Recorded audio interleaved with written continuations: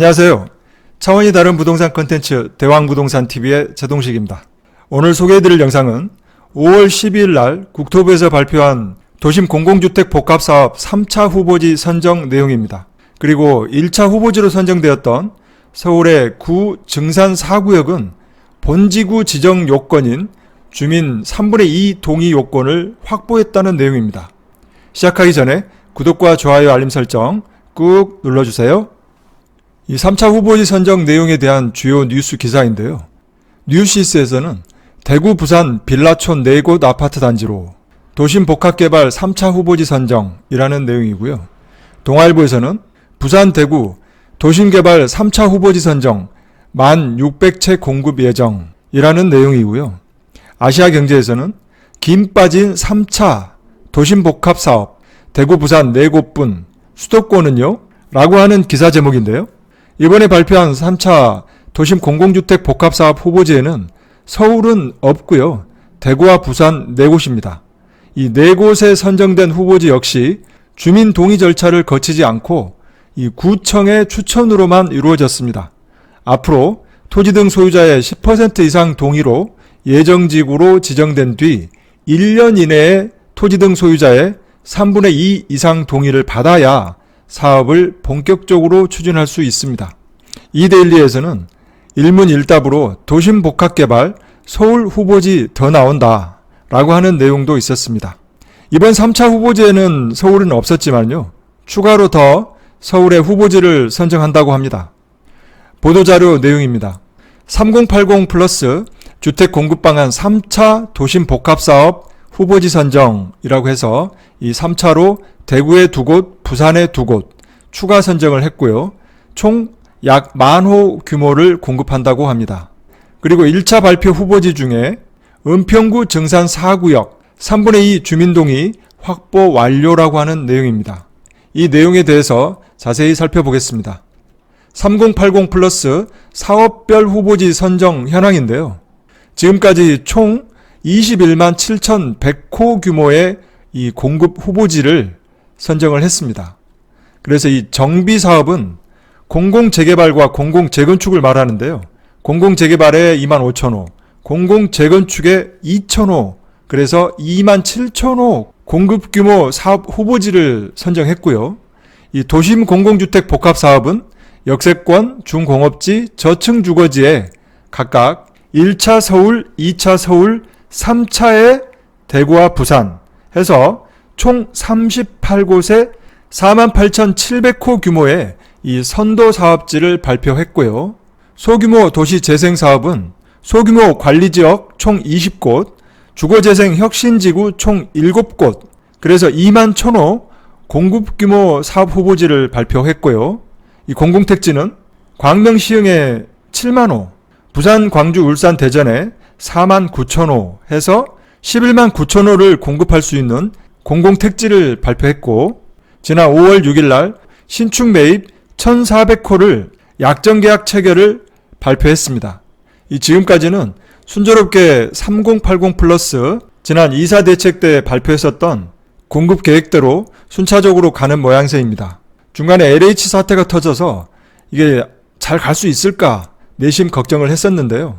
어쨌든 각 사업지별 후보지 선정을 하고 있는데 계획대로 별 탈 없이 잘 진행되었으면 하는 바람입니다. 다음은 1, 2, 3차 도심 공공주택 복합 개발 사업의 후보지 선정을 했었던 현황인데요. 이 왼쪽 부분이 1차, 2차 선도사업 후보지이고요. 이 오른쪽은 이번에 발표한 대구와 부산의 3차 선도사업 후보지입니다. 1차에 21곳, 2차에 13곳, 3차에 4곳, 그래서 총 38곳을 도심 공공주택 복합사업 후보지로 선정을 했고요. 이 향후의 과제는 가장 중요한 게 주민 동의율입니다. 이 38곳 모두 다 주민 동의율이 제대로 잘 나와서 사업 진행이 잘 됐으면 좋겠고요.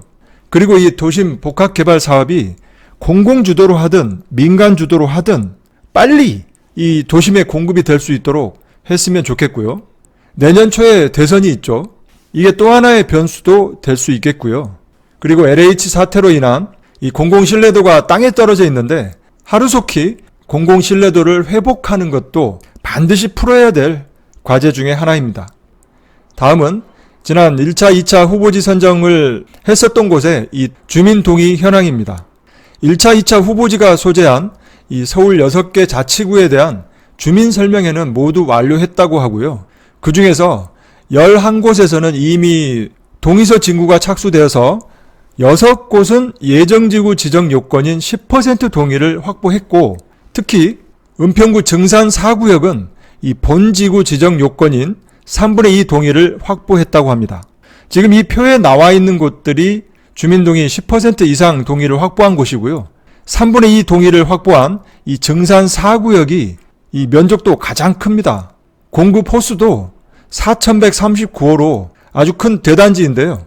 이렇게 큰 면적에서 주민 동의 3분의 1을 확보했다는 것은 매우 빠른 속도이고 굿뉴스입니다. 다음은 3차 후보지 선정 현황인데요. 대구에 6,800호, 부산에 3,800호, 그래서 총 1,600호입니다. 대구의 남구와 달서구에 2개 구역, 부산에 부산 진구에 2개 구역 해서 총 4개 구역이고요. 모두 다 저층 주거지입니다. 이 저층 주거지는 대구는 노후 건축물 비율이 50% 이상이고 부산은 60% 이상인 지역을 선정했다고 하고요. 이 추후에 이 역세권 사업의 경우에도 대구는 역 반경 500m, 부산은 역 반경 350m 이내에서 지역 특성을 고려해서 차등적으로 운영할 예정이라고 합니다. 다음은 주요 후보지 사례입니다. 먼저 이 대구 남구 봉덕동 저층 주거지인데요. 이 위치는 미군부대 캠프 조지 바로 옆입니다. 그리고 영대병원역 바로 옆에 위치하고 있고요. 이 봉덕동에는 총 2,605호를 공급할 수 있는 그런 곳이고, 현재는 2종 일반 주거지역으로 되어 있고 용적률은 109%입니다. 다음은 달서구의 감삼동 저층 주거지입니다. 감삼역 바로 옆에 있고요. 이 대구광역시청 이전 부지하고도 바로 옆입니다. 이곳은 2종 주거지역, 3종 주거지역, 근린상업지역이 모두 혼재되어 있는 곳이고 기존 용적률은 105%입니다. 그리고 이곳에 4,172호를 공급할 계획이라고 합니다. 꽤 큰 면적이네요. 세 번째 사례는 부산 진구의 구 점포 3구역 저층 주거지역입니다.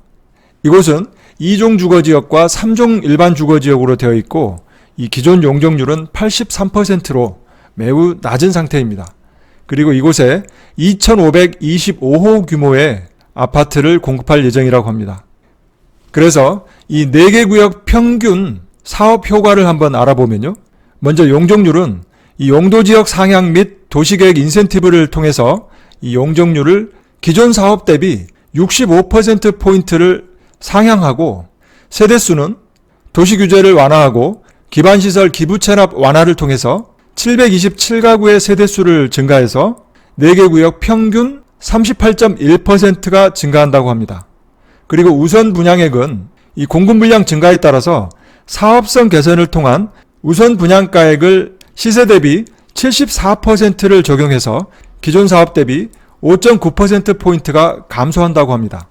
그래서 이 수익률은 4개 구역 평균 71.5%로 기존 사업 대비 13.9%포인트가 증가해서 이 평균 분담금은 16.9% 정도 감소할 것으로 예상된다고 합니다.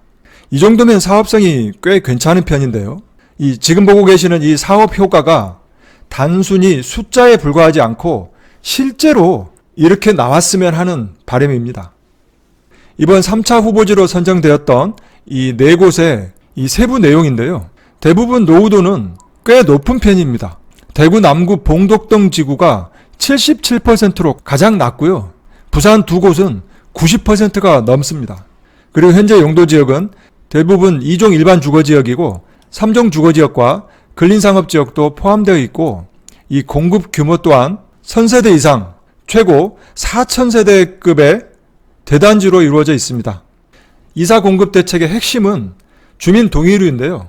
이 공공이 주도하던 민간이 주도하던 간에 사업 진행이 잘 되어서 이 주거 환경이 열악한 곳에서 하루빨리 벗어나서 이 행복한 삶을 영위하길 기대해 봅니다.